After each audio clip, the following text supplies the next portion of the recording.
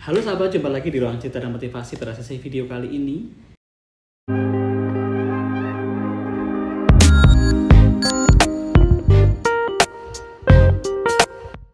Nah, apa kabar kalian semuanya?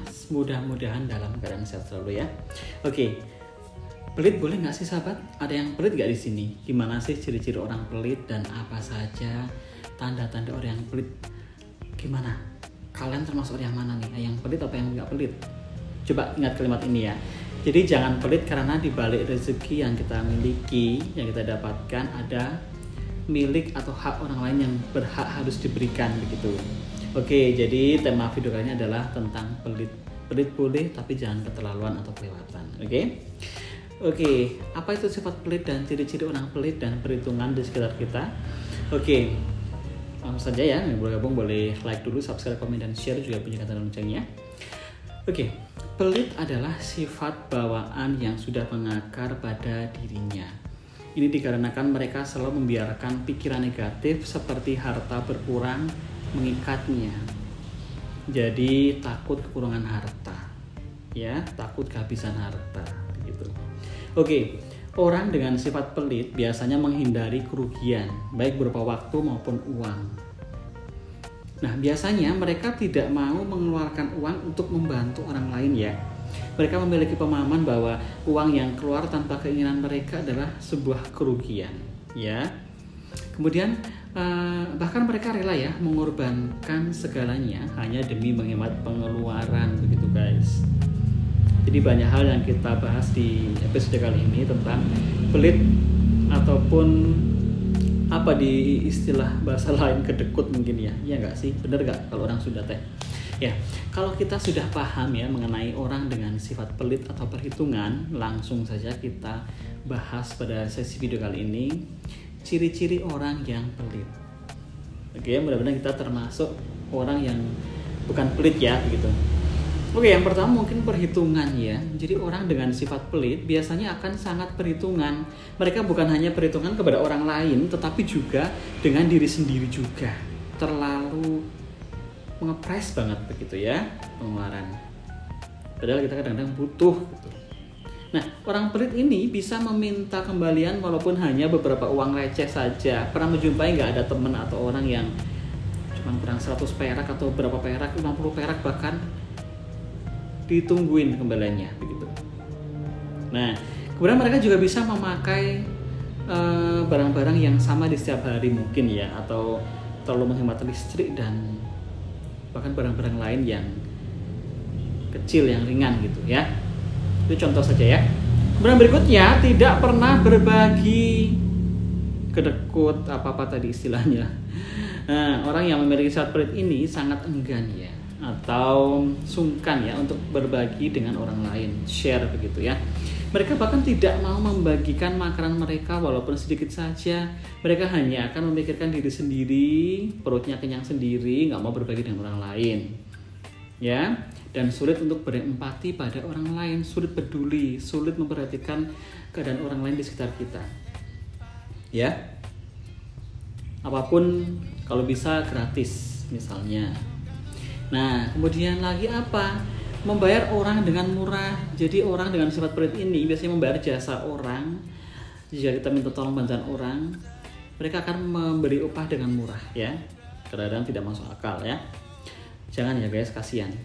Mereka juga sudah mengeluarkan tenaga susah-susah buat kerja dengan kita. Oke, mereka sangat enggan juga untuk mengeluarkan duit untuk orang lain begitu biasanya. Ya, jadi benar-benar perhitungan banget. Kemudian tidak pernah mau rugi ya. Sepeser pun kadang-kadang. Orang pelit ini biasanya tidak ingin rugi sama sekali. Mereka akan menghitung nominal sekecil apapun ya. Jadi perhitungan jelimet ribet ya. Contoh lain ketika ada orang yang sedang berbagi, mereka akan maju paling depan untuk meminta jatah atau bagian. Takut gak kumanan, gak kebagian ya. Walaupun sebenarnya hidup mereka sudah tercukupi, cukup banget. Bahkan banyak sisa ya. Dan tidak membutuhkan bantuan tersebut. Tapi mereka tetap kekeh, pengen mendapatkan sesuatu yang gratis begitu. Wajar ya. Nah, itu dia ciri-ciri orang pelit atau perhitungan. Apakah ada temanmu atau orang-orang di sekitarmu, di sekitar kita yang memiliki sifat seperti ini, atau malah kita sendiri yang memilikinya, dan sampai ya tidak baik ya. Kalau iya, sebaiknya kita mulai mengurangi sedikit demi sedikit kebiasaan tersebut. Karena sifat pelit ini dan perhitungan dapat merugikan diri sendiri dan orang lain, diomongin orang, jadi bahan perbicaraan orang. Nggak mau kan ya? Nah begitu. Kemudian apa sih Kak perbedaan antara pelit dan irit? Ini dia nih, penting ini ya. Karena hal ini juga bisa menjadi perbedaan yang cukup lumayan harus kita pahami begitu.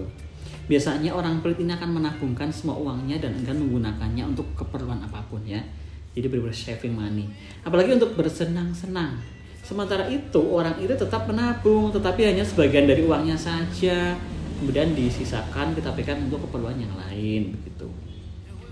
Kemudian apa Kak yang dimaksud dengan orang yang kikir Kak? Baik, aku jawab ya. Jadi saat aku sebutkan tadi kata-kata kikir ya, garis bawah kikir. Orang-orang akan mengartinya sebagai sikap menahan harta dan tidak mau mendermakannya, nggak mau memberi atau berbagi kepada orang lain yang membutuhkan. Kedua, berdasarkan istilah syar'i dalam agama Islam ya, kikir berarti pelit ya, pelit yang berlebihan, pelit yang keterlaluan. Nah, apa yang membuat seseorang menjadi pelit? Baik Kakak, mungkin beberapa faktor ya yang kita dapat simpulkan dari beberapa artikel yang aku baca. Yang pertama, pendidikan keluarga ya, kadang-kadang pendidikan keluarga mempengaruhi. Nah, seseorang pasti menjadi seseorang karena masa kecilnya.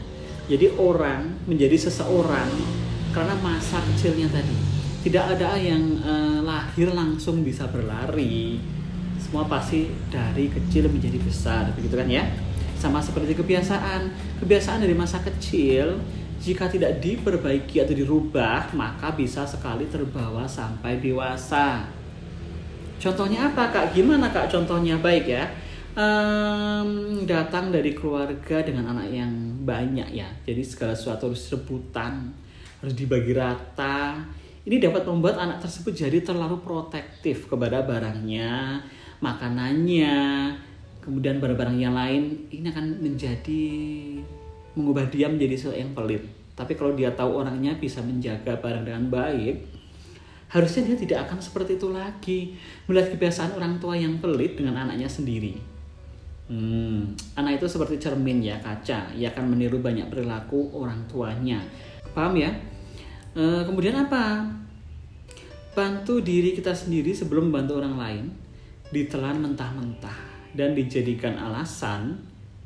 Pelit ini tidak hanya uang saja ya, tetapi segala macam bantuan ya. Jadi omongan ini benar, tapi harus diingat ya, harus dicamkan pada diri kita sendiri, jangan sampai merugikan orang lain ketika mencoba membantu diri sendiri begitu guys. Nah, paham ya sampai di sini ya? Oke, terlalu mengedepankan kepentingan orang lain juga tidak baik. Lagi-lagi hal ini kuncinya begitu. Tadinya tidak pelit, tapi karena dikelilingi orang-orang yang perhitungan, yang pelit, jadi ketularan, kebiasaan juga terbiasa ya. Nah, ketika kita mencoba memberi sesuatu, lalu kita mencoba meminjam sesuatu, tapi orang tersebut malah pelit ke kita, gimana juga? Kebanyakan orang kan akan berpikir ya, tahu seperti itu atau tahu kayak gitu, bering aku pelit juga nih sama dia. Dulu ngapain aku terlalu gampangan sama dia begitu intinya, terlalu ringan gitu. Akhirnya kebiasaan tersebut terbawa ya, masih pelit. Nah, perbaikan diri ini atau self repair bisa terjadi dalam 1 detik maupun dalam lama ya, dalam jangka lama, bertahun-tahun, puluhan tahun, tidak pernah juga bisa. Jadi mungkin saja orang tersebut belum saatnya menjadi orang yang tidak pelit karena ia masih tetap belajar dan mungkin masih gagal guys. Jadi begitu ya Kak. Kemudian kita berharap saja dia akan berubah, jangan dipaksakan ya. Nanti makin menjadi, makin kebablasan, makin keterlaluan, makin kelewatan begitu biasanya ya. Kemudian mungkin banyak tanggungan ya. Kadang orang yang banyak tanggungan, tapi seharusnya nggak perlu sih ya banyak berharap lebih atau berharap dengan orang tadi. Kalau sampai tahu orang itu pelit, berarti kita ngarep banget dapat sesuatu dari orang itu, begitu ya. Oke. Atau bahkan menurut pendapat kalian, coba apa yang menjadikan seorang menjadi orang yang serba perhitungan, bahkan disebut sebagai orang yang pelit? Coba menurut kalian apa guys? Coba komentar ya di kolom komentar. Kalau menurutku sih begini ya, alasan seseorang menjadi serba perhitungan bahkan sampai disebut sebagai orang yang pelit, mungkin gini guys. Yang pertama ya, mungkin ini menurut aku ya, jadi pernah mengalami kesulitan ekonomi, biasanya begitu ya. Jadi karena khawatir akan merasakan hal yang sama lagi meskipun keadaan ekonominya sudah membaik, seseorang ini akan benar-benar perhitungan dalam setiap pengeluarannya, sekecil apapun itu guys. Jadi begitu ya. Kemudian mereka pernah dimanfaatkan orang lain, mungkin atau sahabat atau siapa orang lain intinya. Jadi dulunya mungkin seorang itu senang banget berbagi nih, sering membantu, menolong, memberi secara materi. Nah, namun ternyata kebaikan mereka dimanfaatin oleh orang lain. Jadinya menolong dan berbagi yang dilakukan dia malah menjadi beban bagi diri mereka sendiri. Karena tidak ada hubungan yang simbiosis mutualisme ya. Jadi di sini ada yang dirugikan begitu kan, dianggap sebagai suatu keharusan atau kewajiban. Jadi maksudnya kewajiban di sini kewajiban menolong orang yang membutuhkan ya, membutuhkan pertolongan kita. Ternyata ini dimanfaatkan oleh orang lain.